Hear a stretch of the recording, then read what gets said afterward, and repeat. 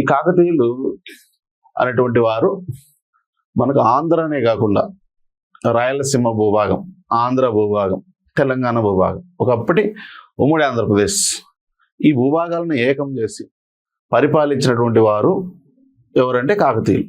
అందుకే బాగా ఇంపార్టెంట్ అనమాట. వీళ్ళు మనకి తెలుగు భాషని ఏకం చేసి పరిపాలించిన మొదటి పాలకులు కాకతీయులు అనమాట. సో వీళ్ళ టైం పీరియడ్ ఎప్పుడైనా సరే ఒక రాజవంశం జరిగేటప్పుడు మనం ఫస్ట్ రాజ్య స్థాపన జరిగిన సంవత్సరం గుర్తుపెట్టుకోవాలమ్మా. సో రాజ్యస్థాపన జరిగినటువంటి సంవత్సరం ఎప్పుడు జరిగింది? 995 AD, 995 AD. సో నెక్స్ట్ 1323, 1323 సంవత్సరం, క్రీస్తు శకం అండి. సో కాబట్టి క్రీస్తు శకం 995, 995 AD నుండి సో 1323 వరకు మధ్యకాలంలో ఆంధ్రదేశ అండ్ రాయలసీమ అండ్ తెలంగాణ ఈ 3 భూభాగాలను ఏకం చేసి పరిపాలించినటువంటి వారు మనకు కాకతీయులు అని చెప్పొచ్చు అనమాట. ఓకేనా? సో ఈ కాకతీయులకు సంబంధించి ఏమేమి టాపిక్స్ ఉన్నాయో చూద్దాం ఒకసారి. ఫస్ట్ పరిచయము, ఇది మీకు తెలిసిందే కదా, ఫస్ట్ చాప్టర్ నుంచి మనం చెప్పుకుంటూనే వస్తున్నాం అన్నమాట, స్ట్రక్చర్ ఏంటి అనేది. నెక్స్ట్ పరిచయం తర్వాత మనకి ఏమొస్తుందంటే రాజధానులు చూస్తాం అనమాట, క్యాపిటల్ సిటీస్, రాజధానులు. నెక్స్ట్ 3 కాకతీయులు. నెక్స్ట్ రాజలాంఛనం.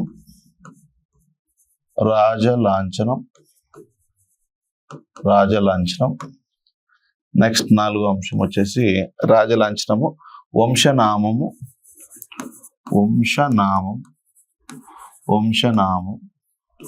నెక్స్ట్ తర్వాత వర్ణము. నెక్స్ట్ 6 ఆధారాలు, 6th 1 ఆధారాలు. నెక్స్ట్ 7th 1 వచ్చేసి రాజకీయ చరిత్ర, పొలిటికల్ హిస్టరీ అని రాజకీయ చరిత్ర. నెక్స్ట్ తర్వాత రాజకీయ చరిత్ర తర్వాత అడ్మినిస్ట్రేషన్, పరిపాలన. నెక్స్ట్ తర్వాత ఆర్థిక వ్యవస్థ, వీరికి సంబంధించినటువంటి ఆర్థిక వ్యవస్థ. నెక్స్ట్ తర్వాత 10th 1 సమాజం అన్నమాట,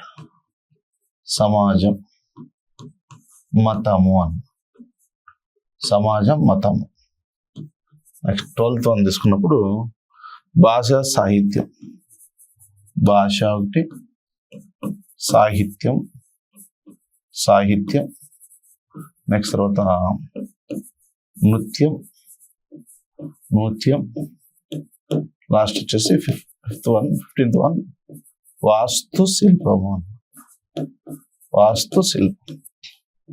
శిల్పం.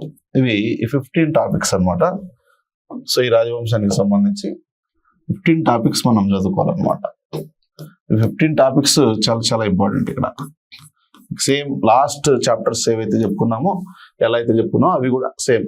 అక్కడ మీకు పరిచయం చెప్పున్నాను, రాజధానులు చెప్పున్నాను. సో ఎన్ని కూడా కంపారిటివ్ స్టడీ చేసుకోవచ్చు మీరు. సో శాతవాహనులకు వీళ్ళకి డిఫరెన్స్ ఏంటి, ఇక్ష్వాకులకు వీళ్ళకి డిఫరెన్స్ ఏంటి, లేదంటే శాతవాహనులు కాకతీయులు, ఇక్ష్వాకులకు కాకతీయులకు, తూర్పు చాళుక్యులకు కాకతీయులకు, అలా మీరు ఈజీగా కంపేర్ చేసుకోవచ్చు అనమాట. అది ఎకానమీ పరంగా తీసుకున్నా, అడ్మినిస్ట్రేషన్ పరంగా తీసుకున్నా, పొలిటికల్ హిస్టరీ పరంగా తీసుకున్నా, ఓకేనా. సో సోర్సెస్ పరంగా తీసుకున్నా అన్నీ ఈజీగా గుర్తుపెట్టుకోవచ్చు. మీరు కొద్దిగా స్మార్ట్ వర్క్ చేయాలి. ఇప్పుడు మనం చెప్పడం ఎంత ముఖ్యమో మీరు కూడా హార్డ్ వర్క్ చేయాలి కదా. సో కాబట్టి ఇక్కడ కొంతమంది ఏం చేస్తున్నారంటే క్లాసులు ఎక్కువ ఉన్నాయని చెప్పేసి, ఎక్కువ వీడియోస్ ఉన్నాయని చెప్పేసి వినలేక కూడా పక్కన పెట్టేస్తున్నారు అనమాట. సో కాబట్టి అన్నీ ఈజీగా వచ్చేటట్టు లేవండి ఇప్పుడు. సో హార్డ్ వర్క్ చేస్తేనే ఉద్యోగం వస్తుంది బాగా. సో బాగా డెప్త్ చదువుతున్నాయి మీరు. ఒకవేళ మొన్న జరిగినటువంటి మనకి ఏదైతే Group 2, Group 1 ఉందో, సో హిస్టరీ వరకు కొద్దిగా లిబరల్గా వదిలినాడు కాబట్టి సరిపోయింది. లేదంటే ఇంకా తక్కువ మార్కులు వచ్చిండేది అనమాట. ఇప్పుడు ప్రిలిమినరీ ఎగ్జామినేషన్లో హిస్టరీ కొద్దిగా లిబరల్ అడిగాడు. సో అందుకే కొద్దిగా ఆ మాత్రం మార్కులైనా వచ్చినాయి. ఒకవేళ అది కూడా డెప్త్గా అడిగింటే అసలు చాలా కష్టపడి ఉండేవాళ్ళు అనమాట.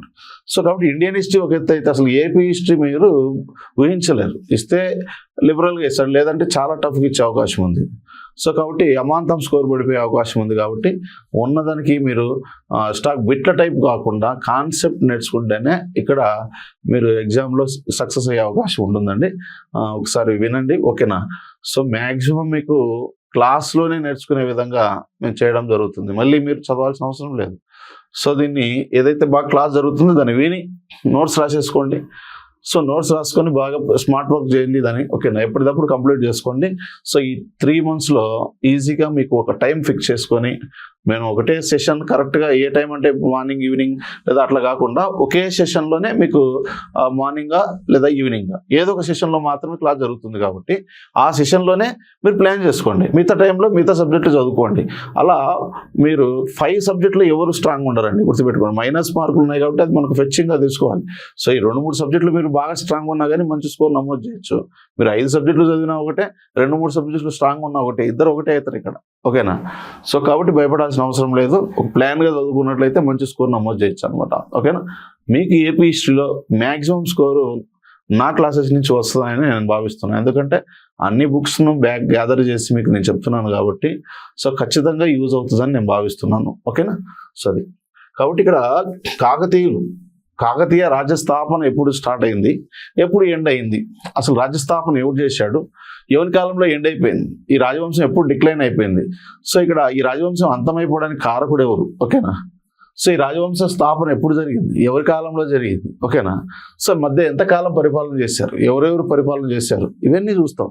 వీళ్ళకి సంబంధించిన క్యాపిటల్స్, రాజధానులు ఏంటివి, రాజలాంఛనం ఏమి ఉపయోగించారు, సో వంశనామం ఏ విధంగా వచ్చింది, వీళ్ళ క్యాస్ట్ ఏంది, అసలు వీళ్ళ వర్ణం ఏంది, నెక్స్ట్ వీళ్ళకి సంబంధించిన సోర్సెస్, ఏ సోర్సెస్ ద్వారా వీళ్ళ గురించి మనం తెలుస్తూ ఉంది మనకి.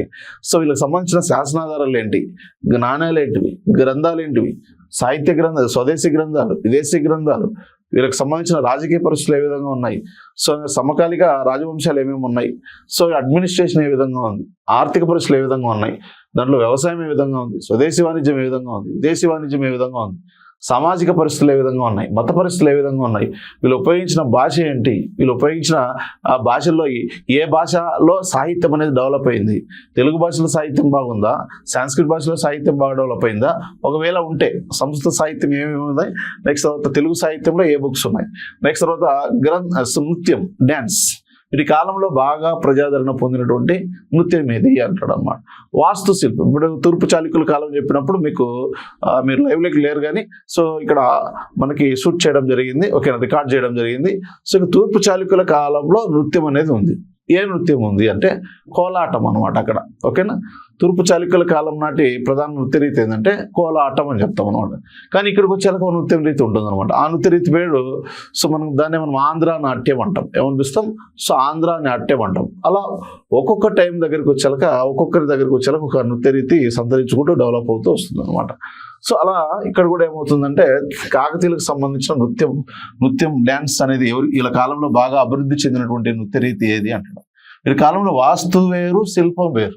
వాస్తు అంటే ఏంది మీకు చెప్పాను కదా, ఒక టెంపుల్ ఒక 4 సైడ్ 4 గోడలు కట్టి పైన సో స్లాబ్ వేసి కడితే దాన్ని వాస్తు అంటాం అనమాట, ఓకేనా. అలా కాకుండా దీంట్లో ఒక పెద్ద శిల్పం కూడా పెడితే ఏమవుతుంది, వాస్తుకి ఏం తోడవుతుంది, వాస్తుకు శిల్పం తోడు కావడం వల్ల సో అలా వాస్తు శిల్పం అనేది ఆర్కిటెక్చర్ అనేది డెవలప్ అవుతుంది అని చెప్పొచ్చు అనమాట. అంటే శిల్పాలు వేరు, కట్టడాలు వేరు అనమాట, ఓకేనా. సో రెండు కలిస్తేనే అది ఏదైనా జైన దేవాలయము, లేదంటే వైదిక దేవాలయము, లేదంటే బౌద్ధ మతానికి సంబంధించిన టెంపుల్ ఇలా అవుతాయి అనమాట. సో టెంపుల్ అంటే ఖచ్చితంగా ఏముండాలి, వాస్తుతో పాటు శిల్పం తోడైతేనే అది వాస్తు శిల్పం లేదా ఒక టెంపుల్గా అవతరించబడడం జరుగుతుంది. అది జైనిజంలో కావచ్చు, బుద్ధిజంలో కావచ్చు, వైదిక మతంలో కావచ్చు, వైదిక మతంలో ఉన్నటువంటి శైవిజంలో కావచ్చు, నెక్స్ట్ పోతే శైవిజంలో మళ్ళీ కాలాముఖ, కాపాలిక, నెక్స్ట్ పాశుపత శైవం, కాలాముఖ, కాపాలిక, నెక్స్ట్ తర్వాత వీరశైవం, ఆరాధ్య శైవం, ఇలా అనేక శైవమత శాఖలు. నెక్స్ట్ వైదిక మతంలోనే శైవ మతం తర్వాత వైష్ణవ మతం, వైష్ణవంలో మళ్ళీ మామూలు వైష్ణవం అండ్ వీర వైష్ణవం అంటాం అనమాట. సో ఇలా మనకు అనేకమైనటువంటి శాఖలు అనేది డెవలప్ అవుతాయి. ఆ శాఖలకు సంబంధించినటువంటి టెంపుల్స్, ఆ టెంపుల్స్లో శిల్పాలు రెండు కలిస్తేనే సో వాస్తు శిల్పం అని పిలుస్తాం అనమాట, ఓకేనా. అలా సో కాకతీయులకు సంబంధించినటువంటి వీర కాలంలో కూడా కొన్ని దేవాలయాల నిర్మాణం జరిగాయి. ఆ దేవాలయాల నిర్మాణం అనేది మనకు చాలా చాలా ఇంపార్టెంట్ ఇక్కడ, ఓకేనా. సో అది నెక్స్ట్ తర్వాత వచ్చేసి ఇప్పుడు పరిచయం చూద్దాం.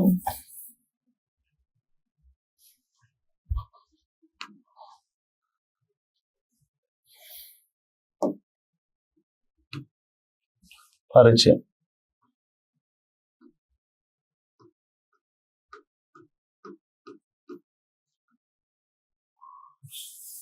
కాకతీయులు వీళ్ళు ఏ పీరియడ్కి సంబంధించిన వారు, ఇప్పుడు మీకు ప్రాచీన కాలం అనేది ఉంటుంది, ఏన్షియంట్ ప్రాచీన కాలం అని, నెక్స్ట్ మధ్యయుగ కాలం అని, మధ్యయుగ కాలం అని, ఆధునిక యుగం అని. ఆధునిక యుగం. ఇప్పుడు ఈ 3 యుగాలు ఉన్నాయి కదా. సో 1, 2, 3 ఇది ఆంధ్రప్రదేశ్కి సంబంధించిన ప్రాచీన కాలం అన్నమాట. ఆంధ్రప్రదేశ్ సంబంధించిన మధ్యయుగం, ఆంధ్రప్రదేశ్ సంబంధించినటువంటి ఆధునిక కాలం. ఒకవేళ తెలంగాణ ఇది తెలంగాణ, కానీ 2 భూభాగాలను పరిపాలించారు కదా కాకతీయులు, కాబట్టి ఇద్దరిని గుర్తుపెట్టుకోవచ్చు, ఇద్దరికి అదే. ఓకేనా. సో ప్రాచీన కాలం అంటే మనం ఏం చెప్పుకున్నాం, ఎంతవరకు తీసుకుంటాం ప్రాచీన కాలంలో అంటే చారిత్రక పూర్వయుగము అన్నాం. చారిత్రక పూర్వయుగము, దీన్ని మనం పూర్వయుగం, దీన్ని ప్రీ హిస్టారిక్ పీరియడ్ అన్నాం. నెక్స్ట్ తర్వాత రెండవది శాతవాహనులు అని చెప్పాము అనమాట. శాతవాహనులు. నెక్స్ట్ తర్వాత ఇక్ష్వాకులు అనమాట. ఇక్ష్వాకులు. నెక్స్ట్ తర్వాత విష్ణు కుండినిలు అనమాట. విష్ణు కుండినిలు. ఇవి ఈ 4 టాపిక్స్ మనం ఎక్కడ తీసుకోవచ్చు, ప్రాచీన కాలంగా పరిగణించవచ్చు అనమాట. కానీ మధ్యయుగం ఎప్పటి నుంచి స్టార్ట్ అవుతుంది, తూర్పు చాళుక్యుల నుంచి స్టార్ట్ అవుతుంది. తూర్పు చాళుక్యులు, నెక్స్ట్ తర్వాత వచ్చేసి మనకి కాకతీయులు, నెక్స్ట్ తెలుగు చోళులు,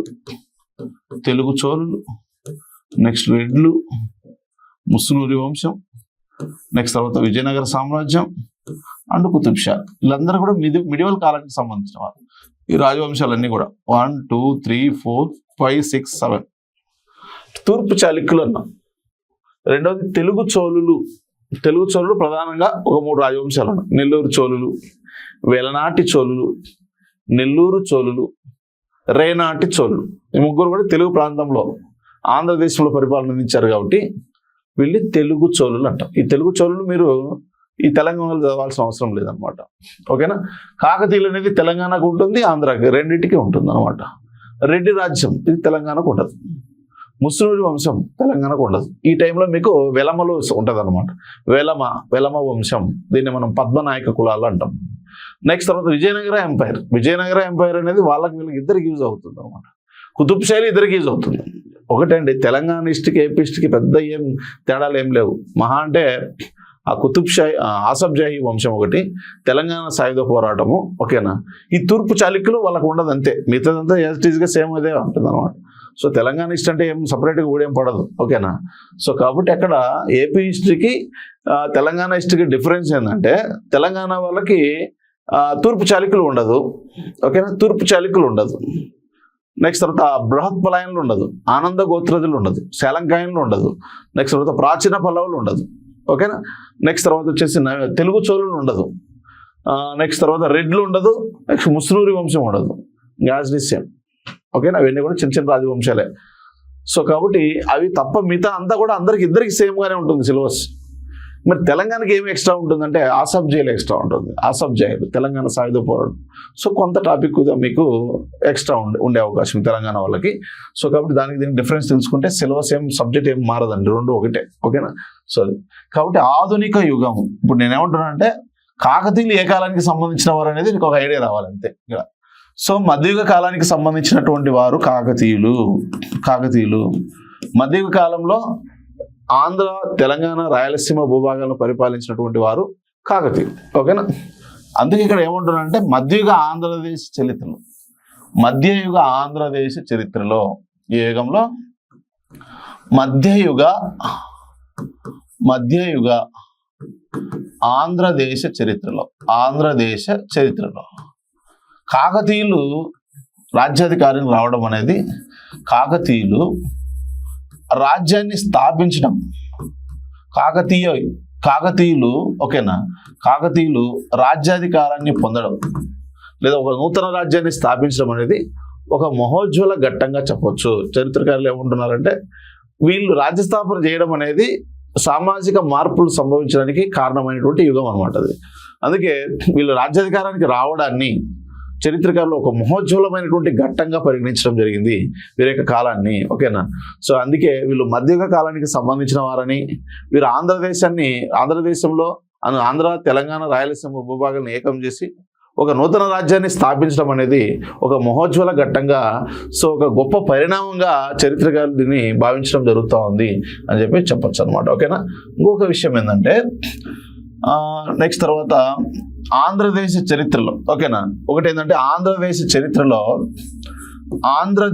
చరిత్రను మనం పరిశీలించినట్లయితే ఈ ఆంధ్రదేశ చరిత్రలో ఒక స్త్రీకి రాజకీయ అధికారాలను కట్టబెట్టినటువంటి మొట్టమొదటి వారు కాకతీయులు అన్నమాట. ఓకేనా. కాకతీయులు ఏం చేశారు, ఒక స్త్రీకి రాజకీయ అధికారాలు కట్టబెట్టారు. అంటే రాజుని చేశారు ఆమెని, ఓకేనా, పాలకురాలను చేశారనమాట. సో ఇక్కడ వెనకుండా ముందుండో పరిపాలించడం కాదు, కానీ డైరెక్ట్గా సింహాసనం మీద కూర్చొని రాజ్య పరిపాలన చేయడం. ఇప్పుడు అంతెందుకు తెలంగాణకు కానీ ఏపీకి కానీ ఒక మహిళా సీఎం ఎవరన్నా ఉన్నారా? లేరు. ఇప్పుడు మనం తెలంగాణ చరిత్రను మనం అధ్యయనం చేసినా కానీ, లేదా ఆంధ్ర చరిత్ర అధ్యయనం చేసినా కానీ, అది ప్రాచీన కాలం తీసుకుందాం, ప్రాచీన కాలంలో డైరెక్ట్గా సింహాసనం మీద కూర్చొని రాజ్య పరిపాలన చేసినటువంటి ఆంధ్ర పాలకురాలు ఎవరన్నా ఒకరు చెప్పండి. సో మనం ఇంతవరకు చదివాం కదా, శాతవాహనులని కానీ, ఇక్ష్వాకులని కానీ, బ్రోత్పలాయన్లని కానీ, ఆనందగోత్రులు, శాలంకాయన్లు, విష్ణుకున్యులు, తూర్పు చాళుక్యులు, ఓకేనా. సో ఇంతవరకు వచ్చాము కదా. ఇంతవరకు మరి ఎక్కడైనా ఒక మహిళ ఈ యొక్క కాకతీయ తూర్పు చాళుక్య సామ్రాజ్యాన్ని పరిపాలించిందనో, లేకపోతే విష్ణుకున్య రాజ్యాన్ని పరిపాలించిందనో ఇలా చెప్పాము మనం? ఎక్కడ చెప్పలేదు. అంటే ఒక రాజు ఉంటాడు, ఆ రాజు భార్య వెనకుండి పరిపాలనలో ఇన్వాల్వ్ అయి ఉంటుంది, కానీ డైరెక్ట్గా రాజ్య పరిపాలన చేసినటువంటి ఆధారాలు మనకు ఎక్కడ కనిపించలేదు. సో ఫస్ట్ టైం మనకి ఏన్షియంట్లో చూసినట్లయితే ఇది. నెక్స్ట్ మిడివల్లో తీసుకున్నప్పుడు, మిడివల్లో ఎవరెవరు వస్తారు మనకి? తూర్పు చాళుక్యుల్లో లేదు అది. నెక్స్ట్ తర్వాత కాకతీయులు, నెక్స్ట్ తర్వాత రెడ్డి రాజులు, ముస్నూరు వంశం తర్వాత మళ్ళీ విజయనగర సామ్రాజ్యం, కుతుబ్షాలు, వీళ్ళల్లో కూడా మనకు ఒకే ఒక మహిళ మాత్రమే రాజకీయ అధికారాలు పొందింది. కాబట్టి మహిళకు రాజకీయ అధికారాన్ని ఇచ్చినటువంటి మొట్టమొదటి పాలకులు ఎవరంటే కాకతీయులు. ఇది గొప్ప పరిణామం. ఓకేనా. ఇప్పుడు ఆధునిక కాలంలో తీసుకుందాం. ఆధునిక కాలంలో ఆంధ్రదేశాన్ని పరిపాలించినటువంటి పాలకులు స్త్రీలు ఎవరైనా ఉన్నారా? ఎవరు కూడా సీఎం కూడా కాలేదన్నమాట ఎంతవరకు. సో కాబట్టి ఒకవేళ ఈ యొక్క పరిస్థితులు, మనం రాజకీయ పరిస్థితులు గమనించినప్పుడు తెలంగాణలో కానీ ఆంధ్రలో కానీ ఎవరైనా ఒక మహిళ సీఎం అయిందనుకో, నెక్స్ట్ పొజిషన్ రుద్రమదేవి తర్వాత స్థానం ఎవరికి వస్తుంది? ఆ మహిళకు వచ్చే అవకాశం ఉందన్నమాట. సో కాబట్టి ఏన్షియంట్లో రాజకీయ అధికారాలను స్త్రీ పొందలేదు ఈ ఆంధ్ర భూభాగాలలో. ఓకేనా. నెక్స్ట్ తర్వాత మిడిల్లో మాత్రం ఒక మహిళకు, రుద్రమదేవికి మాత్రమే అది సాధ్యమైంది. ఓకేనా. సో నెక్స్ట్ తర్వాత ఆధునిక కాలంలో కూడా అది ఎవరికి సాకారం కాలేదు ఇంకా. సో ఎవరైనా అయ్యారంటే మాత్రం రుద్రమదేవి తర్వాత స్థానాన్ని మనం ఆక్రమించారని చెప్పొచ్చు. సో మధ్యయుగంలో ఆంధ్రదేశ చరిత్రలో, మధ్యయుగ కాలంలో ఆంధ్రదేశ చరిత్రలో కాకతీయులు రాజ్యాధికారాన్ని స్థాపించడం అనేది ఒక మహోజ్వలమైనటువంటి ఘట్టము, ఒక గొప్ప పరిణామము. ఓకేనా. ఒక గొప్ప మార్పుకు నాంది అని చెప్పొచ్చు అనమాట. నెక్స్ట్ తర్వాత ఆంధ్రదేశ చరిత్రలో సో ఎవరు తొలిసారిగా స్త్రీలకు అధికారాలు ఇచ్చారంటే తొలిసారి వీళ్ళే, మొదటిసారి వీళ్ళే, చివరిసారి వీళ్ళే అనమాట. ఓకేనా. సో కాబట్టి ఆంధ్రదేశ చరిత్రలో ఒక స్త్రీకి అధికారాలు, రాజ్యంపై అధికారాలను కట్టబెట్టినటువంటి మొట్టమొదటి పాలకులు ఎవరైనా ఉన్నారంటే అది కాకతీయులనే చెప్పుకోవచ్చు అని చెప్పొచ్చు అనమాట. Very very important. సరే ఏమొస్తాయి సార్ ఇలాంటి బిట్లు అంటే అలాంటివి అడుగుతాడు వాడు. ఓకేనా. సింపుల్ క్వశ్చన్లు అడుగుతాడు, కానీ అవే మనం చేయలేం. చాలా పెద్దవి చదువుకొని పోతాం మనం, కానీ సింపుల్గా అడిగట్టే మనం ఆన్సర్ చేయలేము అనమాట. ఎందుకంటే అవన్నీ చదవం కాబట్టి మనం. ఓకేనా. సో మనం ఎంతసేపు ఉన్నా కానీ ఏముంది అని చెప్పేసి వదిలేస్తాం, కానీ అవే అడుగుతాడు. ఆధునిక మధ్యయుగ ఆంధ్రదేశ్ చరిత్రలో, ఓకేనా, అదే స్త్రీకి రాజ్యాధికారాన్ని కట్టబెట్టినటువంటి మొట్టమొదటి పాలకులు ఎవరైనా అడగచ్చు అనమాట. శాతవాహనులు, లేదంటే తూర్పు చాళుక్యులు, నెక్స్ట్ తర్వాత బాదామి చాళుక్యులు, నెక్స్ట్ తర్వాత వచ్చేసి కాకతీయులు అంటాడు అనమాట. సో కాబట్టి కాకతీయులు. ఓకేనా. సో ఇక్కడ మార్పు సామాజికంగా, ఆర్థికంగా, నెక్స్ట్ సాహిత్యపరంగా అన్ని రకాలుగా మార్పులు సంభవించినటువంటి కాలం అనమాట కాకతీయుల కాలంలో. ఆల్రెడీ సాహిత్యపరంగా తెలుగు భాషకు పునాదులు పడ్డాయి ఎక్కడ? తూర్పు చాళుక్యుల కాలంలో. కానీ ఇక్కడ ఇంకా ఎక్కువ అవుతుంది అనమాట. ఓకేనా. సో అందుకే అన్ని విధాల వీళ్ళు రాజ్యాధికారం రావడం అనేది గొప్ప పరిణామంగా చెప్తాం, ఒక మహోజ్వలమైనటువంటి ఘట్టంగా. సో మధ్యగా ఆంధ్రదేశ చరిత్రలో కాకతీయులు రాజ్యాధికారం రావడం అనేది ఒక మహోజ్వలమైనటువంటి ఘట్టంగా పరిగణించవచ్చు అనమాట. ఓకేనా. ఘట్టం. సో అంటే గొప్ప పరిణామం అని చెప్పొచ్చు అనమాట. ఓకేనా. అది నెక్స్ట్ తర్వాత వచ్చేసి ఇక్కడ వీళ్ళ యొక్క కులదేవత ఎవరంటే, కాకతీయుల యొక్క కులదేవత కాకతీదేవి అనమాట. వీళ్ళ యొక్క కులదేవత పేరు కాకతీదేవి అనమాట. వీళ్ళ యొక్క కులదైవం పేరంటే కాకతీదేవి. అదే మీకు తూర్పు చాళుక్యుల గురించి చెప్పినాం. తూర్పు చాళుక్యుల యొక్క కులదేవత ఎవరు అంటాడు అనమాట. ఓకే, ఎందుకంటే ఇప్పుడు తూర్పు చాళుక్యులు ఉన్నారు, వాళ్ళు తమ శాసనాలు వేయించుకోవడం జరిగింది. తమ శాసనాలు తూర్పు చాళుక్యులు ఏమని ప్రస్తావించుకోవడం జరిగిందంటే హారతి పుత్రానాం అని చెప్పుకోవడం జరిగింది. హారతి పుత్రానాం. రెండవది మాతృగణ పరిపాలితానాం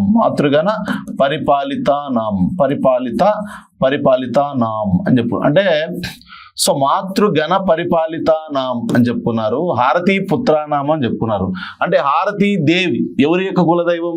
తూర్పు చాళుక్యుల యొక్క కులదైవం. సార్ హారతీ దేవి అంటే మనం నాగార్జున కొండలు చదువుకున్నాం కదా.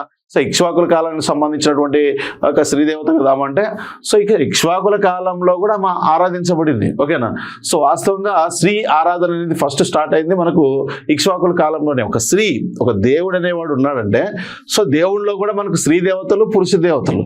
సో పురుష దేవత ఒకటి ఉందని, ఆ పురుష దేవతకు తొలిసారిగా టెంపుల్ నిర్మాణం జరిగింది ఇక్ష్వాకుల కాలంలోనే. అదే గొప్ప మార్పు మనకు అక్కడ. ఓకేనా.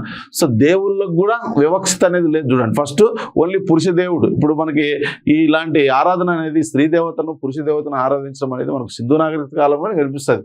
సో అదే సింధు ప్రజలు పూజించినటువంటి పురుష దేవుడు ఎవరంటే పశుపతి మహాదేవిని, లేదా ప్రోటోస్ శివ అని చెప్పేసి, లేదంటే సింధు ప్రజలు పూజించినటువంటి స్త్రీ దేవత ఎవరంటే అమ్మ తల్లి, మదర్ గాడెస్ అని చెప్పుకోవడం జరిగింది కదా. అక్కడి నుంచే స్టార్ట్ అవుతుంది. కానీ అక్కడ ఓన్లీ విగ్రహాలను ఆరాధన మనం చూస్తున్నాం, కానీ టెంపుల్ నిర్మాణం అనేది లేదు. ఫస్ట్ టైం ఈ యొక్క స్త్రీ దేవత, ఓకేనా, అదే శక్తికి, దుర్గకు, ఓకేనా, హారతీదేవికి. సో తొలిసారిగా ఈ యొక్క దేవాలయాల నిర్మాణం అనేది ఎప్పుడు జరిగిందంటే మనకి శ్రీ దేవత చెప్తున్నాం. మామూలు దేవాలయాల నిర్మాణం జరిగింది భారతదేశంలో గుప్తుల కాలంలో, దక్షిణ భారతదేశంలో ఇక్ష్వాకుల కాలంలో, అది కూడా యెహోవాకు శాంతమూలుడి కాలంలో జరిగిందని చెప్పుకున్నాం కదా. సో ఇక్కడ నేనేమంటున్నానంటే శ్రీ దేవతకు ఆరాధన, శ్రీ దేవతకు సంబంధించినటువంటి టెంపుల్ కన్స్ట్రక్షన్ అనేది మనకి ఇక్ష్వాకుల కాలంలో జరుగుతుంది. అది ఓకేనా. హారతీదేవిని ఆరాధించడం తెలుస్తుంది, అన్ని కూడా మనకు తెలుస్తుంది.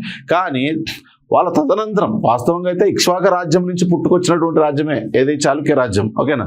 సో మీకు ఇవన్నీ కూడా క్లియర్గా మీకు శాసనాల ద్వారా చెప్పినాను నేను తూర్పు చాళుక్యుల చాప్టర్లో. ఆ చాప్టర్ మీకు వినండి, బాగా అర్థమవుతాయి. ఓకేనా. తూర్పు చాళుక్యులు అనేటువంటి వారు కాదు నేను చెప్పేది, చాళుక్యులు అనేటివి అనేక శాఖలు ఉన్నాయి. సో ఇక బాదామి చాళుక్యులని, తూర్పు చాళుక్యులని, ముదిగొండ చాళుక్యులని, వేములవాడ చాళుక్యులని, నెక్స్ట్ తర్వాత వచ్చేసి కళ్యాణి చాళుక్యులని, యలమంచిలి చాళుక్యులని, ఓకేనా. సో నెక్స్ట్ ఇలా పిఠాపురం చాళుక్యులని, చాలా శాఖలు ఉన్నాయి. అందరూ చాళుక్యులే కదా, అందరి గురించి మాట్లాడుతున్నాను నేను. ఓకేనా. ఆ చాళుక్యుల యొక్క తమ శాసనాల్లో ఏం ప్రస్తావించారంటే మేము హారతీ పుత్రానాం అని, అదే హారతీదేవి పుత్రుల మేమని చెప్పుకున్నారు అనమాట. అంటే హారతీదేవి ఎవరి యొక్క కులదైవము? తూర్పు చాళుక్యుల యొక్క కులదైవము. సో ఇలా హారతీదేవిని ఆరాధించడం అనేది ఎప్పటి నుంచి ఉంది? మనకి ఇక్ష్వాకుల కాలం నుంచి ఉంది. కాబట్టి ఇక్ష్వాకులకు సామంతులుగానే ఉంటూ వీళ్ళు సంచలించలుగా డెవలప్ అవుతూ ఒక నూతన రాజ్యాన్ని స్థాపించగలిగే శక్తికి ఎదిగారు ఎవరు? సో ఇక చాళుక్యులు. ఎలా జరిగింది ఏందనేది మనం చెప్పుకోవడం జరిగింది అనమాట. ఓకేనా. అది చూడండి ఒకసారి. నెక్స్ట్ కాబట్టి ఇక్కడ తూర్పు చాళుక్యుల యొక్క కులదైవం ఎవరంటే హారతీదేవి. మరి ఈ యొక్క కాకతీయుల యొక్క కులదైవం ఎవరంటే కాకతీదేవి. కాకతీదేవిని ఆరాధించడం వల్లనే వాళ్ళు ఏర్పాటు చేసుకున్న వంశానికి ఏ వంశం వచ్చింది? కాకతీయ వంశం వచ్చింది. Very very important. ఓకేనా. సో కాబట్టి కాకతీయుల యొక్క కులదైవం పేరేం పేరు? సో కాకతీయ దేవి. ఇక్కడ కాకతీయ దేవిని కొందరు చరిత్రకారులు ఏమంటారంటే కుష్మాండీ దేవి అని కూడా పిలుస్తారు అనమాట. కుష్మాండీ దేవి. అసలు కుష్మాండీ దేవి ఎవరంటే జైన మతానికి సంబంధించినటువంటి శ్రీదేవత. కుష్మాండీ దేవి అని, విద్యాదేవి అని, పద్మాక్షి దేవి అని ఇలా చాలా మంది జైన శ్రీ దేవతలు ఉంటారు. అంటే జైన మతంలో కూడా ఆరాధించబడినటువంటి శ్రీదేవతలు. హిందూ మతంలో శ్రీ దేవతలు అంటే ఏం చెప్తాం మనం? హారతీదేవి, దుర్గా, శక్తి, అంబ, ఉమ, నెక్స్ట్ తర్వాత సరస్వతీదేవి, ఇలా లక్ష్మీదేవి, సరస్వతీదేవి, ఇలా చాలా పేర్లు చెప్తాం మనం. అలాగే జైన మతంలో కూడా కొంతమంది శ్రీ దేవతలు ఉంటారు. ఆ శ్రీ దేవతల పేర్లు ఏంటంటే ఒకటి విద్యాదేవి అన్నమాట, విద్యాదేవి. ఓకేనా. నెక్స్ట్ తర్వాత విద్యాదేవి, పద్మాక్షి దేవి, పుష్పాంజలి దేవి అనమాట, పుష్పాంజలి దేవి. నెక్స్ట్ తర్వాత కుష్మాండీ దేవి అనమాట, కుష్మాండి. ఇలా ఈ కుష్మాండినే కాకతీయ దేవి అనమాట. ఎందుకంటే తొలి కాకతీయులు జైను మతాన్ని పాటించడం ప్రధాన కారణం అయితే వాళ్ళ కులదైవం అనేది కుష్మాండీ దేవి కావడం వల్ల, సో లేదా వాళ్ళు జైనులు కావడం వల్ల కుష్మాండీ దేవిని ఆరాధించడం వల్ల బహుశా కుష్మాండీ దేవే వాళ్ళ యొక్క కులదైవం అయినటువంటి కాకతీయ దేవి ఉండవచ్చు అని చెప్పేసి చెప్పడం జరుగుతుంది అన్నమాట. సో కాబట్టి ఈ కాకతీయులు అనేటువంటి పేరు రావడానికి కారణం ఎవరంటే వాళ్ళ కులదైవం అయినటువంటి కాకతీయ దేవి పేరు మీదనే ఈ వంశానికి ఆ పేరు రావడం జరిగింది అని చెప్పచ్చు అనమాట. ఓకేనా. సో ఏదేమైనా కానీ వీళ్ళకి సంబంధించినటువంటి ఏదైతే కొన్ని అంశాలలో వీళ్ళ వంశం మీద కానీ, ఓకేనా, వీళ్ళకి వర్ణం మీద కానీ, ఓకేనా, నెక్స్ట్ తర్వాత వీళ్ళ యొక్క జన్మస్థలం మీద కానీ ఒక అభిప్రాయం అంటూ ఏం లేదు. అనేక మంది అనేక రకాలుగా చెప్తున్నారు అన్నమాట. సో కొందరేమో వంశం, ఓకేనా, వంశనామం, వంశం అంటే వంశనామం అని. సో వంశనామం మీద కానీ వీళ్ళ యొక్క వంశం పేరు ఒక్కొక్కరు ఒక విధంగా చెప్తున్నారు. వంశనామం మీద ఒక అభిప్రాయం, ఏకాభిప్రాయం లేదు, అంటే ఒకే అభిప్రాయం లేదు, అదే డిఫరెంట్ వాదనలు ఉన్నాయని చెప్పడం అనమాట. సో కాబట్టి వంశనామం మీద క్లారిటీ లేనట్టే కదా. నెక్స్ట్ తర్వాత వర్ణం, సో వీళ్ళ యొక్క వర్ణం మీద కూడా క్లారిటీ లేదు, ఓకేనా. కొందరేమో బ్రాహ్మణులు, కొందరేమో క్షత్రియులు అనిపిస్తారు, కొందరేమో శూద్రులు అనిపిస్తారు, ఒక క్లారిటీ లేదనమాట. అందుకే ఇక్కడ వర్ణం మీద కూడా వాళ్ళ క్యాస్ట్ మీద కూడా ఒక అభిప్రాయం అంటూ ఏం లేదు. సో ఈ భిన్న వాదనలు మనకు వినిపిస్తున్నాయి. జన్మస్థలం కూడా, సో వీళ్ళకి సంబంధించిన జన్మస్థానం మీద కూడా డిఫరెంట్ వాదనలు ఉన్నాయని చెప్పేసి చెప్పవచ్చు అనమాట, ఓకేనా. సో ఆ విధంగా మనకు వంశం మీద, వర్ణం మీద, జన్మస్థానం మీద ఏకాభిప్రాయం లేదు, ఒకే అభిప్రాయం లేదు, అనేక అభిప్రాయాలు ఉన్నాయని చెప్పడం మనం. సో నెక్స్ట్ కాకతీదేవిని ఆరాధించడం వల్ల ఈ వంశానికి ఏమైనా పేరు వచ్చింది, కాకతీయులు అనేటువంటి పేరు రావడం జరిగింది. మధ్యగా ఆంధ్రప్రదేశ్ చరిత్రలో కాకతీయుల రాజ్యాధికారానికి రావడం అనేది ఒక మహోజ్వలమైనటువంటి ఘట్టంగా చెప్పుకోవడం జరుగుతుంది. ఆంధ్రప్రదేశ్ చరిత్రలోనే సో ఒక స్త్రీకి రాజకీయ అధికారాలను అప్పచెప్పినటువంటి లేదా అదే రాజకీయ అధికారాలను కట్టబెట్టినటువంటి మొట్టమొదటి పాలకులు ఎవరంటే సో కాకతీయులని. కాకతీదేవి అయినటువంటి శ్రీదేవతను ఆరాధించడం వలన వాళ్ళకి ఆ పేరు రావడం జరిగింది, కాకతీయ వంశం అని చెప్పేసి. వీళ్ళ యొక్క వంశనామం మీద కానీ, వర్ణం మీద కానీ, జన్మస్థానం మీద కానీ ఒక అభిప్రాయం అంటూ ఏం లేదు అని చెప్పేసి మనం చెప్పడం జరుగుతుంది అనమాట, ఓకేనా. సో నెక్స్ట్ ఇంకొక విషయం ఏంటంటే ఇక్కడ తెలుగు భాషను మాట్లాడేటువంటి ప్రాంతాలు, ఇదంతా కూడా ఏంటిది, సో ఆంధ్రదేశం అని చెప్పొచ్చు అనమాట, ఓకేనా. ఇది తెలంగాణ రాష్ట్రం. సో ఇక్కడ తెలుగు భాష మాట్లాడే వాళ్ళు ఉన్నారు అనమాట, ఓకేనా. నెక్స్ట్ తర్వాత వచ్చేసి ఇక్కడ తెలంగాణలో ఎక్కడ కూడా తెలుగు భాష మాట్లాడే వాళ్ళు ఉన్నారు. సో ఇక్కడ తెలుగు భాష మాట్లాడే వాళ్ళు ఉన్నారు అనమాట, ఓకేనా. ఇలా భాషను, ఓకేనా, భాషను బేస్ చేసుకొని తెలుగు భాష మాట్లాడే తెలంగాణను, ఓకేనా, తెలుగు భాష మాట్లాడేటువంటి ప్రాంతాలైనటువంటి రాయలసీమ ప్రాంతాలను, నెక్స్ట్ తెలుగు భాష మాట్లాడే ఆంధ్ర ప్రాంతాలను, సో ఈ మూడు ప్రాంతాలను ఏకం చేసి ఒక గూటి కిందికి తీసుకొచ్చినటువంటి మొట్టమొదటి పాలకులు ఎవరంటే కాకతీయులు. Very very important. సో కాబట్టి తెలుగు భాషను మాట్లాడే ప్రాంతాలను, ఏ భాషను మాట్లాడే ప్రాంతాలను, తెలుగు భాషను మాట్లాడే ప్రాంతాలను ఏవైతే ఉన్నాయో ప్రాంతాలు, తెలుగు భాషను మాట్లాడే ప్రాంతాలు ఏమున్నాయి, ఒకటి మూడు ఉన్నాయి. తెలంగాణ స్టేట్, నెక్స్ట్ తర్వాత రాయలసీమ, ఓకేనా, రాయలసీమ, నెక్స్ట్ తర్వాత ఆంధ్ర, ఓకేనా. సో ఆంధ్ర, ఈ మూడు ప్రాంతాలను ఏకం చేసి వాళ్ళ ముగ్గురిని ఒకే గూటి కిందకి తీసుకొచ్చినటువంటి ఘనత ఎవరిదంటే మన సో యొక్క కాకతీయులు అని చెప్పొచ్చు అనమాట. సరే, ఎందుకంటే ఇప్పుడు చూడండి, తూర్పు చాళుక్యులు తీసుకోండి. తూర్పు చాళుక్యుల కింద ఓన్లీ ఆంధ్రదేశమే ఉంది, ఓకేనా. తూర్పు చాళుక్యులు, మళ్ళీ దీంట్లో ముదిగొండ చాళుక్యులు అంట, వేములవాడ చాళుక్యులు అంట. సో ఈ ప్లేస్లో కొంత ఏమో మనకి రాష్ట్రకూట్ల ఆధీనంలో, కొంత ఏమో కాలాచుర్ల ఆధీనంలో, సో ఇలా డిఫరెంట్, ఓకేనా. సో డైనాస్టిక్ కింద ఉండేదన్నమాట. ఈ ప్రాంతం వచ్చేసి రేనాటి చోళులంట, నెక్స్ట్ వైదుంబులంట, నెక్స్ట్ తర్వాత బాణులంట, ఇలా వివిధ రకాల రాజవంశాల వారు ఈ ప్రాంతాన్ని పరిపాలన చేశారు, ఓకేనా. తెలుగు భాష మాట్లాడే వాళ్ళు వివిధ రాజవంశాల కింద పరిపాలించబడ్డారు. కానీ సో ఇదంతా పూర్తిగా తొలగిపోయి తొలిసారిగా ఒక భాష అనే దాన్ని బేస్ చేసుకొని వాళ్ళందరినీ ఒక గూటికి దిగుకు తీసుకొచ్చినటువంటి రాజవంశం ఏదైనా ఉందంటే అది కాకతీయ వంశం. వెరీ వెరీ ఇంపార్టెంట్ అనమాట, ఓకేనా. తెలుగు భాషను మాట్లాడే ప్రాంతాలను తెలంగాణ, రాయలసీమ, నెక్స్ట్ తర్వాత అదే రాయలసీమ, ఆంధ్ర, ఈ మూడు ప్రాంతాలను పరిపాలించిన మొట్టమొదటి పాలకులు, ఏకం చేసి పరిపాలించిన మొట్టమొదటి పాలకులు ఎవరైనా ఉన్నారంటే అది మనకు కాకతీయులు అని చెప్పొచ్చు అనమాట. సో ఆంధ్ర అంటే యాక్చువల్గా అయితే ఆంధ్ర అనేది ఇది రాయలసీమ ఆంధ్ర కాదు, ఓకేనా. ఇక్కడ మీకు అదే మనకి ఇక్కడ ఒక నది పోతా ఉంటుంది కదా, గోదావరి అని, నెక్స్ట్ తర్వాత కృష్ణ అని చెప్పేసి. సో గోదావరి పైన ఉన్నది ఈస్ట్ గోదావరి అని చెప్పాం కదా. సో క్రింద ఉన్నది వెస్ట్ గోదావరి అని చెప్పుకున్నాం కదా, ఓకేనా. కృష్ణాకి ఇది కృష్ణ, ఇది గోదావరి అన్నాం, ఓకేనా. సో కృష్ణాకి పైన ఉన్నది నెక్స్ట్ తర్వాత కృష్ణా డిస్టిక్, దీనికి కింద ఉన్నది గుంటూరు డిస్టిక్. అంటే ఇక్కడ ఈస్ట్ గోదావరి జిల్లా, నెక్స్ట్ తర్వాత వెస్ట్ గోదావరి జిల్లా ఓల్డ్ డిస్టిక్స్ ప్రకారం, నెక్స్ట్ తర్వాత కృష్ణా డిస్టిక్ అనమాట, ఓకేనా. కృష్ణా డిస్టిక్, నెక్స్ట్ తర్వాత గుంటూరు డిస్టిక్, ఈ 4 జిల్లాల భూభాగం ఏదైతే ఉందో ఇది నిజమైనటువంటి ఆంధ్ర, ఇదే నిజమైనటువంటి ఆంధ్ర, ఓకేనా. ఈ ఆంధ్రకు ఉత్తరాన ఉంటే దాన్ని ఏమన్నాం, ఉత్తరాంధ్ర అన్నాం అనమాట, ఓకేనా. సో ఆంధ్రాకు ఉత్తరాన ఉన్నటువంటి భూభాగాన్ని ఏమన్నాం, నార్త్, ఓకేనా. ఉత్తరాంధ్ర, నార్త్ ఆంధ్ర, ఓకేనా, ఉత్తరాంధ్ర అంటాం. సో అదే చూడండి, ఈస్ట్ గోదావరి, వెస్ట్ గోదావరి, కృష్ణా, గుంటూరు, ఈ నాలుగిటిని మనం ఆంధ్ర అన్నప్పుడు ఆంధ్రాకు పైన ఉన్నటువంటి దాన్ని ఏమంటాం? ఉత్తరాంధ్ర అంటాం. ఉత్తర ఆన ఉన్నటువంటి ఆంధ్ర, ఆంధ్రాకు ఉత్తరాన ఉన్న ప్రాంతం అని అర్థం. అంతే ఉత్తరాంధ్ర అంటే. ఓకేనా. నెక్స్ట్ తర్వాత వచ్చేసి దక్షిణాంధ్ర అంటే గుంటూరు కింద ఏముంది మనకి? నెల్లూరు. ఓకేనా, ప్రకాశం. నెక్స్ట్ తర్వాత నెల్లూరు. ఈ 2 జిల్లాల భూభాగాన్ని ఏమనిపిస్తామంటే దక్షిణ ఆంధ్ర అంటాం. అంటే ఆంధ్రాకు దక్షిణ ప్రాంతాలని అర్థం అనమాట. ఆంధ్రాకు ఉత్తర ప్రాంతాలు, నెక్స్ట్ ఆంధ్రాకి దక్షిణ ప్రాంతాలు, అలా మొత్తం ఇదంతా ఆంధ్ర, నిజమైనటువంటి ఆంధ్రగా చెప్పొచ్చు అనమాట. నిజమైన ఆంధ్ర ఇది. దీనిపైన ఉన్నది ఉత్తరాంధ్ర, దక్షిణం ఉన్నది దక్షిణాంధ్ర, ది రిమైనింగ్ వచ్చేసి రాయలసీమ అని చెప్పొచ్చు అనమాట. ఓకేనా. సో ఇది తెలంగాణ, తెలుగు మాట్లాడే ప్రాంతాల్లో మనం తెలంగాణ అంటాం యాక్చువల్గా. సో కాబట్టి తెలంగాణ.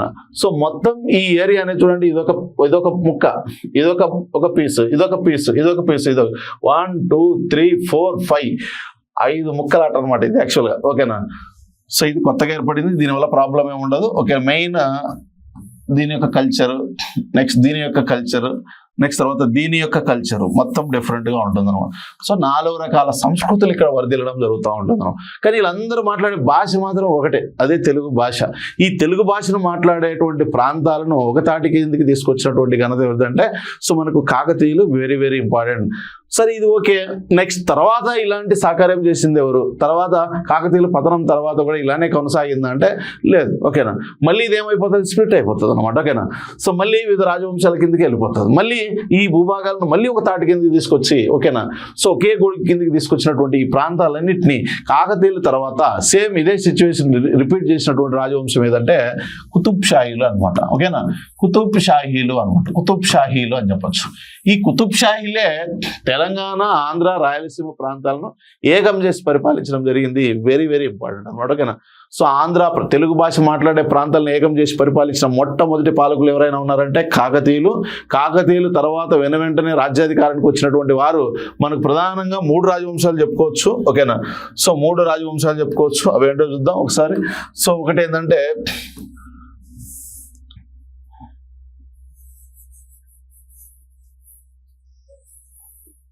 అంతా కూడా ఆంధ్ర అనుకుందాం. ఓకేనా. తెలంగాణ ఇక్కడ ఎవరు వస్తారు మనకి? వేలమ్మలు అనుకోండి. ఇక్కడ దక్షిణ తెలంగాణ వేలమ్మలు హనుమగంటి రాజధానిగా ఏర్పడుతుంది. నెక్స్ట్ తర్వాత గోదావరి కృష్ణ ప్రాంతం మధ్యలో రేపల్లిని రాజధానిగా చేసుకొని వచ్చింది ఎవరంటే ముస్సునూరి వంశం. నెక్స్ట్ తర్వాత ప్రకాశం జిల్లాలోని అద్దంకి అనేటువంటి ప్లేస్ ఉంది అనమాట. అద్దంకి అనే ప్రాంతాన్ని రాజధానిగా చేసుకొని వచ్చిన వారు ఎవరంటే రెడ్డి రాజ్యం అని చెప్పొచ్చు అనమాట. ఈ రెడ్డి రాజ్యం రాజధాని మళ్ళీ గుంటూరు జిల్లా అనుకుంటే కొండవీడుకు మారుతుంది.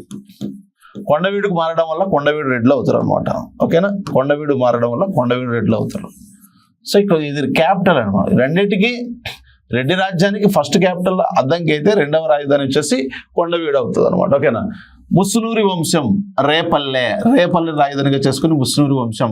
నెక్స్ట్ తర్వాత వెలమలు హన్మగంటిని రాజధానిగా చేసుకొని వెలమలు లేదా పద్మనాయక కులాలు వస్తారనమాట.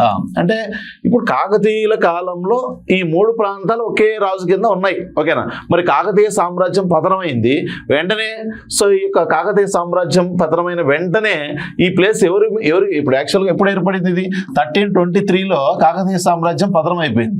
1323 నుంచి 1325 మధ్య కాలం వరకు కూడా సో ఆంధ్ర, తెలంగాణ అంటే 1 2 3 ఓకేనా. ఈ 3 ప్రాంతాల్లో పాలకులు ఎవరు ఉండేవారంటే ముస్లిం పాలకులు ఉండేవారు అనమాట.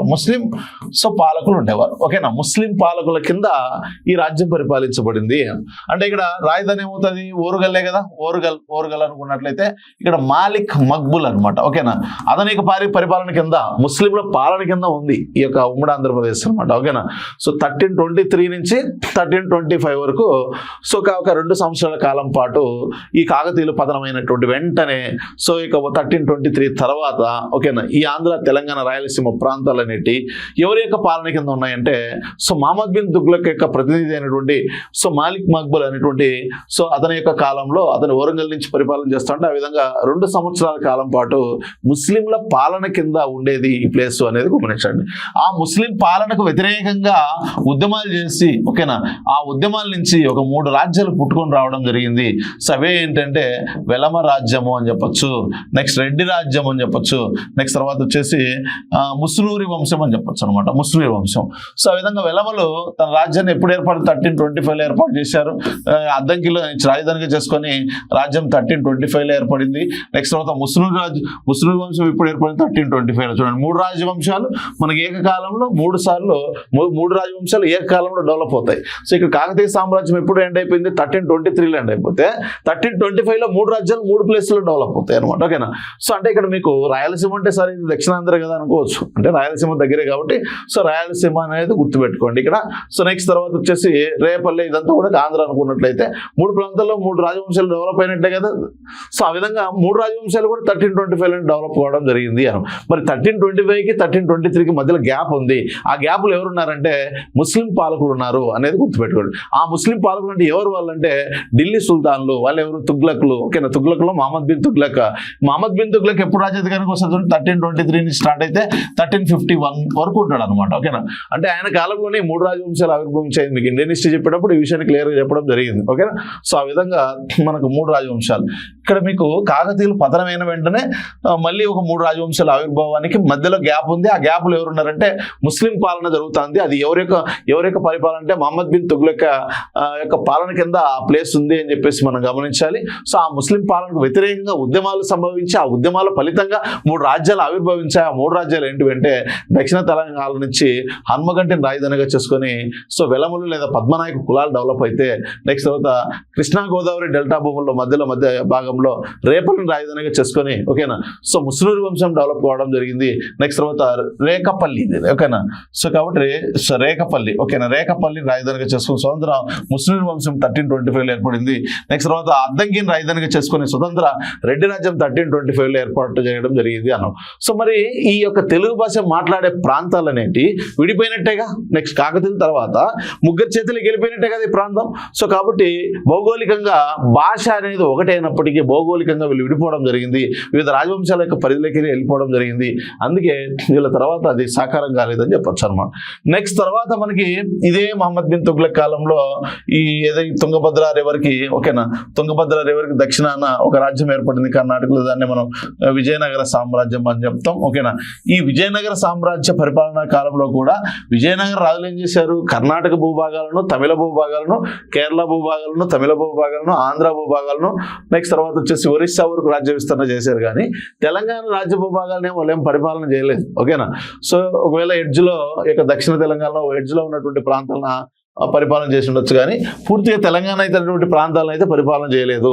అందుకే తెలుగు భాషను మాట్లాడే ప్రాంతాల్లో ఏకం చేసినటువంటి వారిలో విజయనగర రాజులు అయితే ఉండరు అనేది గమనించండి. ఓకేనా. విజయనగర రాజులకు అంతగా ఉండదు అనమాట. ఓకేనా. నెక్స్ట్ తర్వాత ఓకేనా విజయనగర రాజుల తర్వాత మనకి విజయనగర రాజులకు పైన ఒక రాజ్యం ఉంటుంది. దీనే మనం బహుమని సామ్రాజ్యం 1347లో ఏర్పడుతుంది అన్నాం. 1347లో ఏర్పడినటువంటి బహుమని సామ్రాజ్యం 1512వ సంవత్సరం అది ఒక్కొక్క రాజ్యం విడిపోవడం మొదలుపెట్టింది. ఆ విధంగా 5 రాజ్యాలు ఆవిర్భవిస్తాయి. దాన్ని మనం బీదర్ అని, బీరార్ అని, బీజాపూర్ అని, నెక్స్ట్ తర్వాత అహ్మద్నగర్ అని, గోల్కొండ అని చెప్పొచ్చు. ఈ గోల్కొండ అనేటువంటి రాజ్యాన్ని పరిపాలిస్తూ కుతుబ్ షాలు ఇస్తారు. ఈ కుతుబ్ షాలు ఏం చేస్తారంటే ఈ ఆంధ్ర ప్రాంతాలను, నెక్స్ట్ తర్వాత రాయలసీమ ప్రాంతాలను, ఆంధ్ర ప్రాంతాలను, తెలంగాణ ప్రాంతాలను, రాయలసీమ ప్రాంతాలను మూడింటిని ఏకం చేసి మళ్ళీ ఒక తాటి కిందకి తీసుకురావడం జరిగింది అనమాట. అలా కాకతీయుల తర్వాత ఈ ఆంధ్ర, రాయలసీమ, తెలంగాణ 3 ప్రాంతాలను ఏకం చేసి భాషను బేస్ చేసుకొని ఈ ముగ్గురిని ఏకం చేసి పరిపాలించినటువంటి వారిలో ప్రముఖులు ఎవరంటే మనకు కాకతీయులు. Very very important. ఓకేనా, గుర్తుపెట్టుకోండి. సో తొలిసారిగా తెలుగు భాష మాట్లాడే ప్రాంతాలను ఏకం చేసి పరిపాలించినటువంటి పాలకులు ఎవరంటే కాకతీయులని. కాకతీయుల తర్వాత ఎవరు ఈ విషయంలో సక్సెస్ అయ్యారంటే మనం కుతుబ్ షాలు అని చెప్పొచ్చు. ఈ పాయింట్ చాలా చాలా ఇంపార్టెంట్. కాకతీయ దేవిని ఆరాధించడం వలన ఈ వంశానికి ఏమని పేరు వచ్చింది? కాకతీయ వంశం అనే పేరు వచ్చింది. కాకతీయ దేవిని ఆరాధించడం వలన ఈ వంశానికి కాకతీయ వంశం అనే పేరు వచ్చింది. మరి ఈ తూర్పు చాళుక్యులు లేదా చాళుక్యులు అనేటువంటి వారు తమ కులదైవంగా ఎవరిని పూజించేవారంటే మనం ఓకేనా హారతీ దేవి అని చెప్పుకోవడం జరిగింది అన్నాం. ఓకేనా. నెక్స్ట్ తర్వాత మధ్యయుగ ఆంధ్రదేశ్, వీళ్ళు మధ్యయుగ కాలానికి సంబంధించిన రాజవంశమే మనం కాకతీయ వంశంగా చెప్పచ్చు. మధ్యయుగ ఆంధ్రదేశ చరిత్రలో ఓకేనా సో కాకతీయుల రాజ్యాధికారం అధికారానికి రావడం అనేది ఒక మహోజ్వలమైనటువంటి ఘట్టంగా మనం భావించవచ్చు. ఓకేనా. సో తెలుగు భాష ఆంధ్రదేశ్ చరిత్రలో ఒక స్త్రీకి, ఒక మహిళకు రాజకీయ అధికారాలు అప్పచెప్పడం అనేది, ఓకేనా, కట్టబెట్టడం అనేది ఒక గొప్ప పరిణామంగా చరిత్రకారులు భావించడం జరుగుతుంది. మరి ఇలాంటి కాకతీయుల మీద పరిశోధన చేసినటువంటి వ్యక్తి ఎవరు అంటాడు అనమాట. ఓకేనా. సో పివి పరబ్రహ్మ శాస్త్రి అనమాట. ఇటీవల కాలంలో ఈయన మరణించడం జరిగింది. 2016-17 సంవత్సరంలో ఈయన మరణించినట్టున్నాడు. పివి పరబ్రహ్మ శాస్త్రి అనేటువంటి వ్యక్తి, ఓకేనా, ఈ యొక్క కాకతీయుల మీద విశేష పరిశోధన నిర్వహించినటువంటి వ్యక్తిగా మనం చెప్పచ్చు. Very very very important. ఓకేనా. కాకతీయుల మీద పరిశోధన చేసినటువంటి సైంటిస్ట్ ఎవరు అని అంటాడు. అదే చరిత్రకారుడు ఎవరు, ఓకేనా, అలా అడగచ్చు.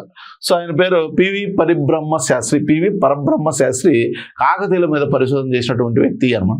సో